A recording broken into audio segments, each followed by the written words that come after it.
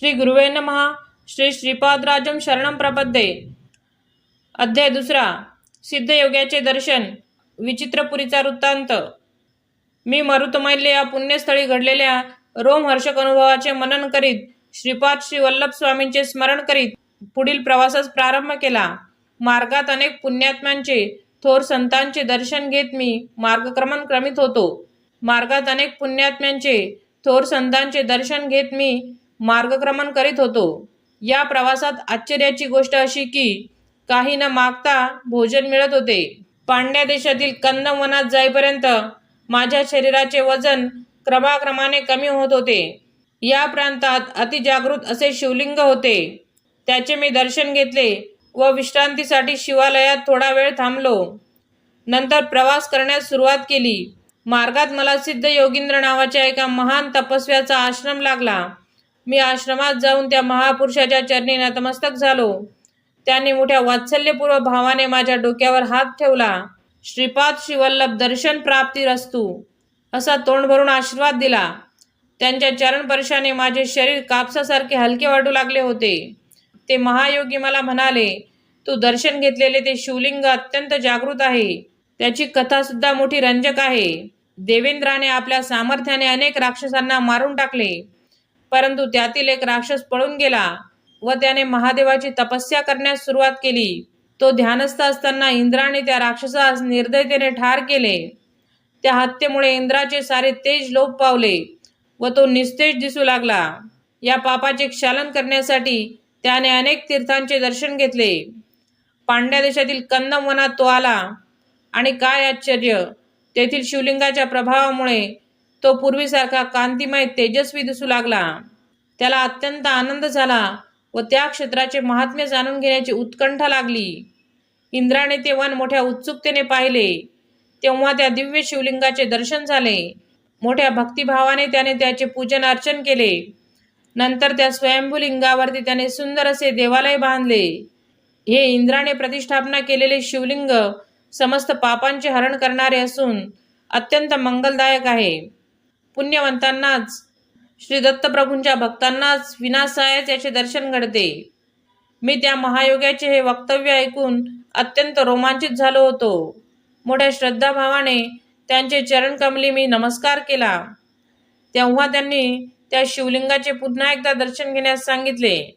मी त्यांच्या आदेशानुसार पुन्हा त्या वनात गेलो. तेथे मला अतिशय सुंदर असे शिवालय दिसले, पण मी पाहिलेले शिवमंदिर हे नव्हतेच. मला हे मंदिर श्री मीनाक्षी सुंदरेश्वराच्या मंदिरासारखे अप्रतिम वाटले. मी मोठ्या श्रद्धेने शिवलिंगाचे दर्शन घेतले व श्री सिद्धेश्वराकडे येण्यास निघालो. तेथील परिसर जनसमुदायाने भरलेला एका शहरासारखा वाटला. श्री योगींद्राचा आश्रम मला सापडत नाही. मी श्रीपाद श्री वल्लभ स्वामींचे मनात चिंतन करून पुढे प्रवास करण्यास प्रारंभ केला. तेव्हा सूर्यास्त होऊन अंधार चोहीकडे पसरला होता. मी मार्गक्रमण करीतच होतो. माझ्या मागून प्रकाशाचा झोत आल्यासारखे वाटल्याने मी मागे वळून पाहिले. माझ्या मागे 3 शिरे असलेला एक सर्प येत होता. त्याच्या मस्तकावरती 3 दिव्य मणी होते. त्यांचाच प्रकाश मला मार्ग दाखवित होता. मी अत्यंत भयभीत झालो होतो. माझ्या हृदयाचे स्पंदन वाढत होते. मी श्रीपाद श्री वल्लभांच्या दिव्य नामाचा उच्चार करीत पुढे चालत होतो. त्या सर्पाचा उजेड मार्गप्रदर्शन करीत होता. शेवटी मी कसाबसा श्री सिद्धेश्वरांच्या आश्रमात पोहोचलो. तेव्हा तो दिव्य सर्प व त्याचा प्रकाश तात्काळ अदृश्य झाला. श्री योगींद्रांनी माझे मोठ्या प्रेमाने स्वागत केले व केळीच्या पानात भाजलेले गरम गरम चणे प्रसाद म्हणून दिले. मी ते पोटभर खाल्ले, परंतु माझ्या हृदयातील धडधड कमी झाली नव्हती. तेव्हा त्या दयामूर्ती योगेश्वरांनी मोठ्या प्रेमभावाने माझे धडधडत्या छातीवर हात फिरवला. नंतर तो दिव्य हस्त माझ्या मस्तकावरून फिरवला व माझ्या डोळ्यांनाही प्रेमस्पर्श केला. त्या करुणामय स्पर्शाने माझ्या हृदयातील सारी धडधड पार पळून गेली. तसेच मनातील वाईट विचार, दृष्ट संकल्पना बाहेर निघून जात असल्याचे जाणवले. हृदय एका अनामिक आनंदाने भरून गेले. श्री दत्तमहिमा श्रीपाद श्री स्वामींचा शयानुग्रह संपादन करण्याची योग्यता. यावेळी सिद्धयोगी म्हणाले, तू अगोदर दर्शन घेतलेले शिवलिंग आणि त्यानंतर दर्शन घेतलेले श्री सुंदरेश्वराचे मंदिर ही 2 वेगवेगळी देवालये नाहीत. तुला अशा प्रकारचा अनुभव घडून आणावा अशी श्री दत्तांची अनुजा होती. म्हणून तुला अशी वेगवेगळी मंदिरे दाखविली. श्री दत्तांच्या कृपाप्रसादाने काळास मागे नेऊन देवेंद्राने प्रतिस्थापना केलेली मूर्ती, त्यावेळचा परिसर तुला दाखविला. तू पाहिलेली सारी सृष्टी श्री दत्तप्रभूंच्या केवळ संकल्पाने भविष्य वर्तमानामध्ये बदलू शकते. वर्तमान काळ भूतकाळात व भूतकाळ वर्तमान काळात परिवर्तित होऊ शकतो. भूतकाळातील घडलेल्या साऱ्या घटना वर्तमान काळात घडत असलेल्या व भविष्य काळात घडणाऱ्या साऱ्या घटना श्री दत्तप्रभूंच्या संकल्पानुसार घडतात. एखादी गोष्ट घडणे, न घडणे अथवा वेगळ्या प्रकारे घडण्यास श्री दत्तप्रभूंचा संकल्प कारणीभूत असतो. ज्या संकल्पाने सृष्टीची उत्पत्ती, स्थिती व लय होतो, त्या महासंकल्पाचे प्रणेते प्रत्यक्ष दत्तप्रभूच आहेत. तेच सगुण रूपात पिठिकापुरम या क्षेत्री श्रीपाद श्रीवल्लभ या नावाने अवतरले आहेत. तेथील लोकांनी त्यांचे सत्वस्वरूप जाणले नाही, परंतु कुरवपूर येथील मासे पकडणाऱ्या कोळी लोकांनी त्यांच्यावर नितांत श्रद्धा ठेवली व अल्पज्ञ असूनही ते स्वामींच्या कृपाप्रसादाने भवसागर आनंदाने पार करून गेले. श्रीपाद श्री वल्लभांची कृपा संपादन करण्यासाठी आपल्यातील अहंकार पूर्णपणे नाहीसा झाला पाहिजे. ज्यावेळेस आपले हृदय काम, क्रोध, लोभ, मोह, मद, मत्सर या षड रिपूतून मुक्त होऊन शुद्ध होईल, त्यावेळी स्वामींची कृपा होण्यास मुळीच विलंब लागणार नाही. देवेंद्राने प्रतिष्ठापित केलेले ते शिवलिंग धनंजय नावाच्या एका व्यापाऱ्याने पाहिले. त्याने त्या शिवलिंगाचा महिमा आपल्या देशाचा राजा कुलशेखर पांड्यास सांगितला. ही शिवाज्ञाच मानून त्याने त्या मंदिराचा जीर्णोद्धार केला व तेथे एका नगराची स्थापना करून त्याला मधुरा नगर असे नाव दिले. कुलशेखर याचा पुत्र मलध्वज आपल्या पित्याप्रमाणेच ईश्वर भक्तच होता. त्याने संतान प्राप्तीसाठी पुत्रिकामेष्ठी यज्ञ केला होता. एक 3 वर्षाची अतिशय लावण्यवती कन्या अवतरित झाली. तिला पाहून राजा व यज्ञ करणारे सारे विप्र ऋषिगण अत्यंत आनंदित झाले. ही कन्या म्हणजेच मीनाक्षी देवी. तिचा विवाह पुढे सुंदरेश्वराबरोबर झाला. या विवाहात प्रत्यक्ष भगवान विष्णूंनी कन्यादान केले होते. लग्न सोहळा अत्यंत थाटामाटाने साजरा झाला होता. शिवाच्या जटेमधून निघालेली वेगवती नदी मधुरा नगरीतून वाहत होती व तिच्या परिसरातील प्रदेश अत्यंत सुपीक होऊन निसर्गरम्य झाला होता. श्री सिद्ध योगींद्र पुढे म्हणाले, अरे बाबा, सृष्टीमधील प्रत्येक वस्तूमध्ये स्पंदन होत असते. भिन्न भिन्न प्रकारच्या स्पंदनामुळे व्यक्तींमध्ये आकर्षण तर काहींमध्ये विकर्षण होते. पुण्यकर्म, उत्तम आचार आणि विचारांनी स्थूल, सूक्ष्म आणि कारण देहात पुण्यरूपी प्रकंपन होते. पापकर्माने पापरूपी प्रकंपन होते.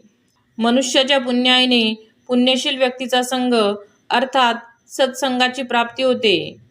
पुण्यकर्मात आसक्ती वाढून पुण्याची वृद्धी होत जाते व पापांचा नाश होतो. या सर्वांचे फलस्वरूप म्हणून श्री दत्तप्रभूंवर भक्ती जडते. अरे बाबा शंकरभटा, तुझ्यावर श्री श्रीपाद वल्लभांची अपार कृपा असल्यामुळेच तू येथे येऊ शकलास. माझ्या सद्ग्याचे मलाच आश्चर्य वाटत होते. श्री श्रीपाद श्री वल्लभांच्या दर्शनाची तळमळ दरक्षणी वाढत होती. केव्हा एकदा कुरवपुरी जाऊन श्रीच्या चरणी नतमस्तक होईल असे झाले होते. अशा स्थितीतच मला निद्रा लागली होती. दुसऱ्या दिवशी सकाळी उठलो तर आश्चर्याचा धक्का बसला. मी एका उंचशा टेकडीवर पिंपळाच्या झाडाखाली होतो.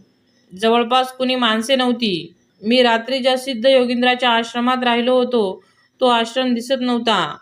मला वाटले रात्रभर ज्या आश्रमात राहिलो, श्री सिद्ध योगींच्या वचनामृताचा आस्वाद घेतला, तो एक भ्रम होता काय, असे नाना विकल्प मनात येऊ लागले.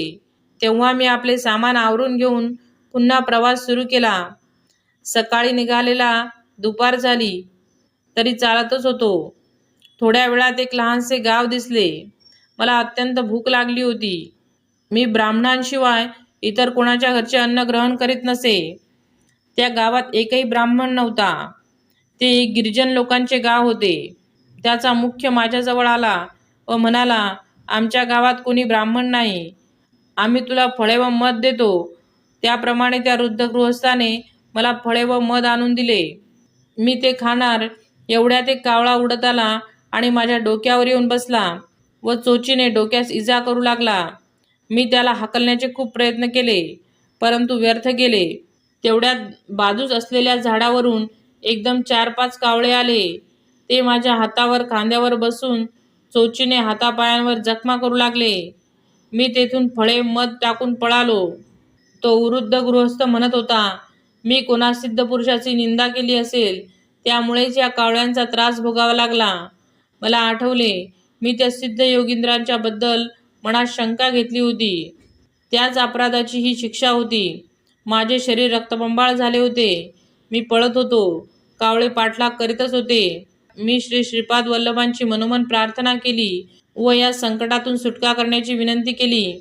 तेव्हा मला समोर एक औदुंबराचे झाड दिसले. मी त्या झाडाखाली विश्रांतीसाठी बसलो. त्यावेळी मला जाणवले की माझ्या शरीरातून एक प्रकारचा दुर्गंध येत आहे. त्या वासामुळे जवळपास असलेल्या वारुळातून सर्प बाहेर आले आणि दंश करण्यास सुरुवात केली. त्यांच्या त्या विषाने मी मृत्यूप्राय झालो. तोंडातून फेस येत होता. हृदयाचे ठोके मंद गतीने चालले होते. केव्हा मृत्यू येईल ते सांगता येत नव्हते. सायंकाळ झाली होती. धोबी कपडे धुवून वाळवून कपड्याचे गाठोडे गाढवावर ठेवून ते घरी घेऊन जात होते. माझी स्थिती पाहून त्यांना दया आली. त्यांनी मला एका गाढवावर बसविले व त्यांच्या गावातील चर्मवैद्याकडे घेऊन गेले. त्या वैद्याने वनातील काही मुळांचा रस काढून मला पिण्यास दिला. सर्पदंश झालेल्या जागेवर थोडी पाने बांधली. पिंपळांच्या कोवळ्या पानांचा रस काढून तो जखमांवर लावला. माझ्या दोन्ही कानात पिंपळांच्या पानांचे देठ ठेवले होते. विष जसे जसे पिंपळांच्या पानात उतरू लागले तशा तशा वेदना असह्य होऊन मी ओरडू लागलो. विष पूर्ण उतरून गेल्यावरती मला बरे वाटले. ती रात्र मी वैद्यांच्या घरीच काढली. तो वैद्य श्री दत्तप्रभूंचा भक्तच होता. तो रात्रीच्या वेळी आपल्या कुटुंबासह मधुर आवाजात दत्तप्रभूंचे भजन गात होता.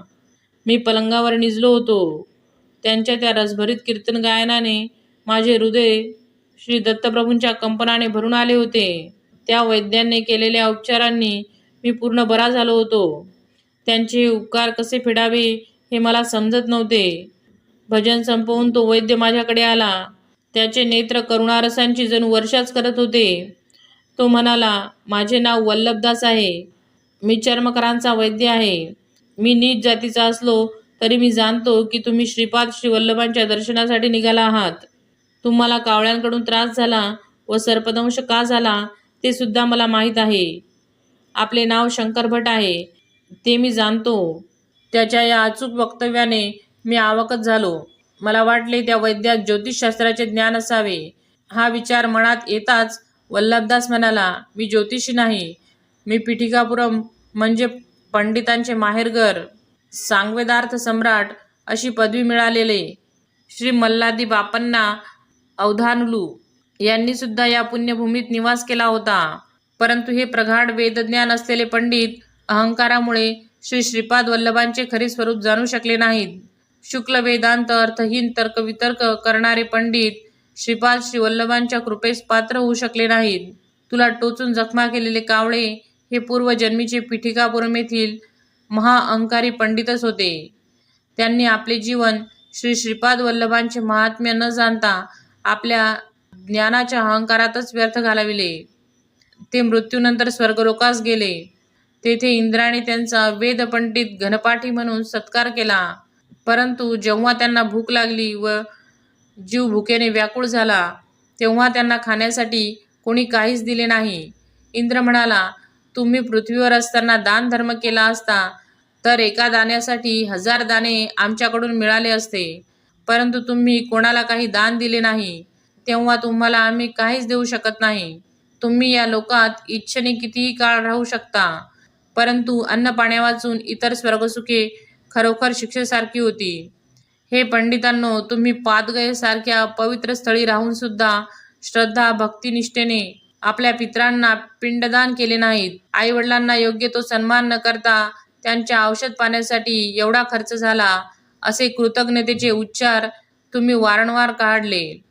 श्रीपाद श्री वल्लभांना श्री दत्तप्रभूंचे अवतार न मानण्या एवढे तुम्ही अंध झालात. श्रीपाद श्री वल्लभांच्या नामस्मरणाने पवित्र झालेल्या भक्तांचे रक्तप्राशन केल्यावरच तुम्हाला उत्तम गती लाभेल. वल्लभदास सारी कहाणी सांगत होता. तो म्हणाला, शंकरभटा, हे कावळे ते सर्प पूर्वजन्मीचे अहंकारी पंडित होते. त्यांनी तुझे रक्त चाखले व उत्तम गतीस प्राप्त झाले. वल्लभदास पुढे म्हणाला, ब्राह्मण सत्यनिष्ठ असावा, क्षत्रिय धर्मबंध असावा, वैश्यांनी व्यवसाय व्यापार, गायीचे रक्षण, क्रय विक्रेय आदी व्यवहार करावे, शूद्रांनी प्रेमस्वरूप राहून सेवा करावी. भक्तांच्या भक्तीसाठी मात्र वर्ण, जात, कुळ, श्रीमंत गरीब, स्त्री पुरुष असा भेदभाव इथे नसतो. भगवंत भक्तांचा प्रेमभाव, श्रद्धा, दृढ विश्वास पाहतो.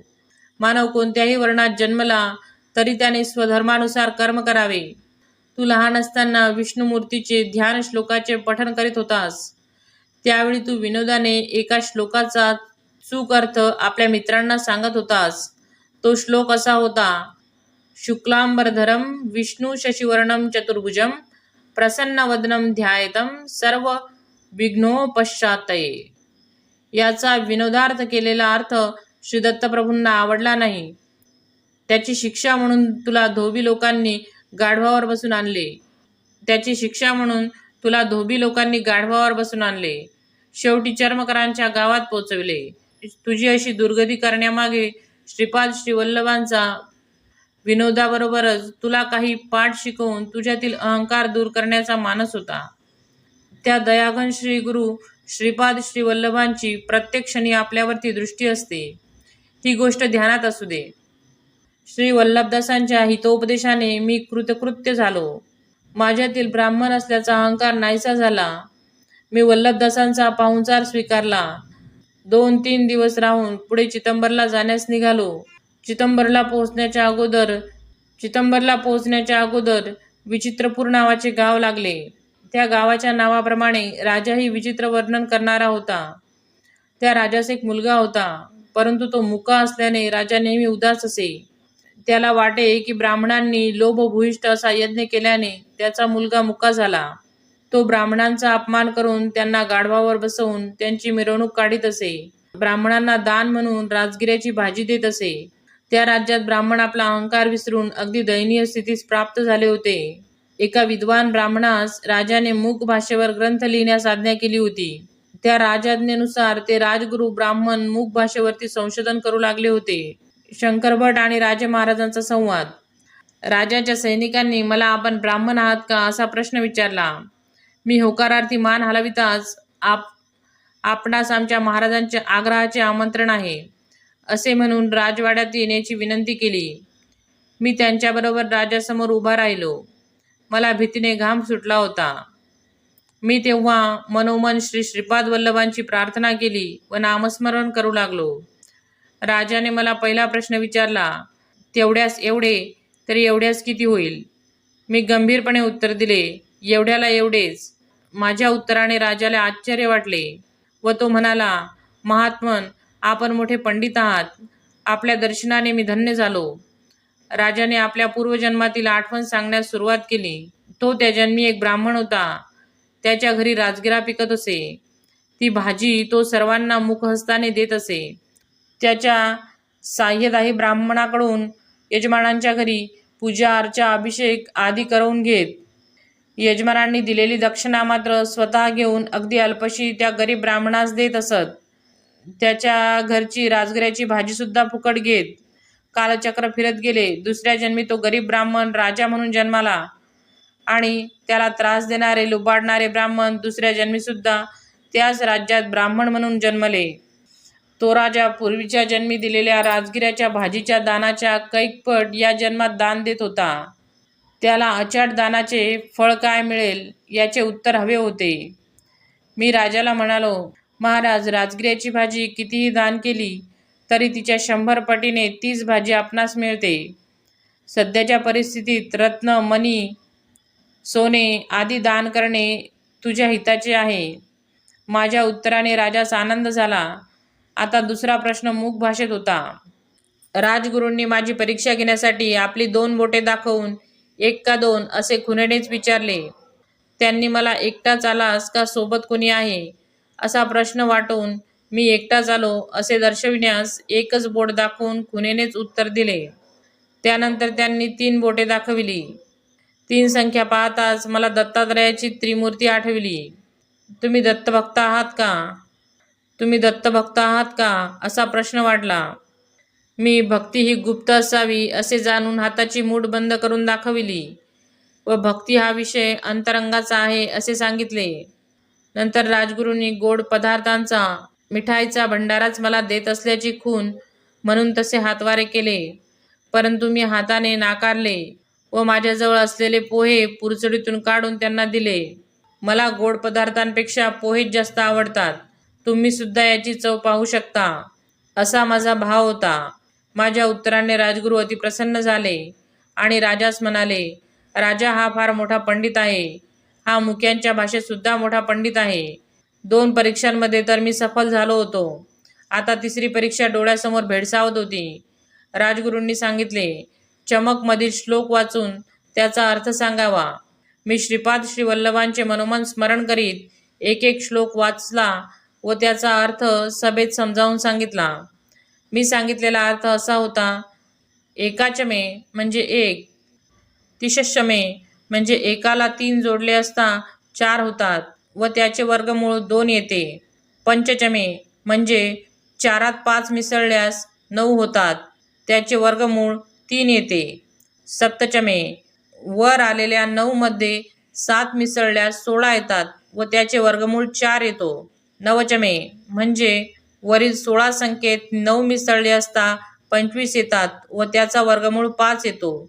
एकादशचमे म्हणजे वरील 25 मध्ये 11 मिसळल्यास 36 येतात व त्याचे वर्गमूळ 6 होते.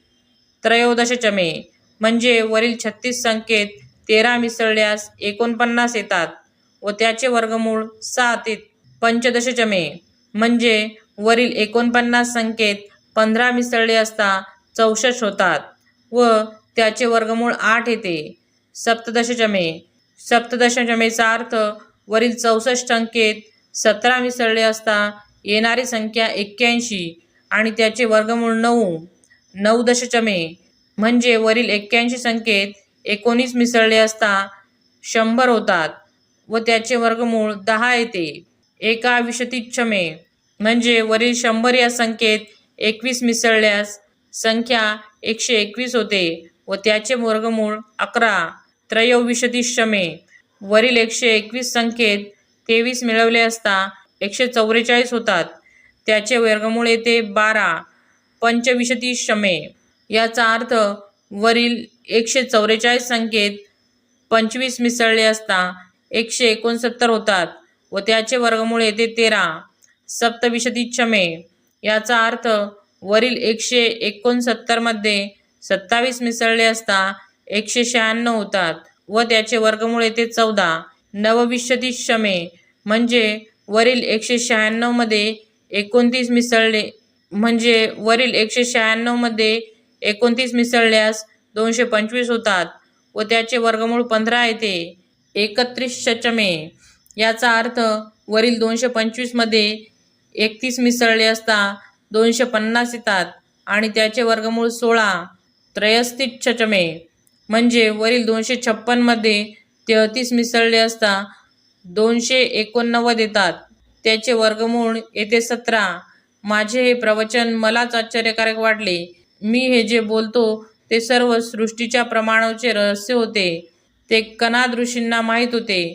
परमाणूंच्या सूक्ष्म कणांच्या भेदांमुळेच विविध धातूंची निर्मिती होते. माझे प्रवचन दरबारातील सर्वांना खूप आवडले. राजांच्या सर्व प्रश्नांचे समर्पक उत्तर दिल्यामुळे व श्री श्रीपाद श्री वल्लभांच्या कृपेने मी त्या विचित्रपूर नगरातून सुरक्षितपणे बाहेर पडलो. श्री श्रीपाद वल्लभांचा जय जयकार असो. श्री स्वामी समर्थ.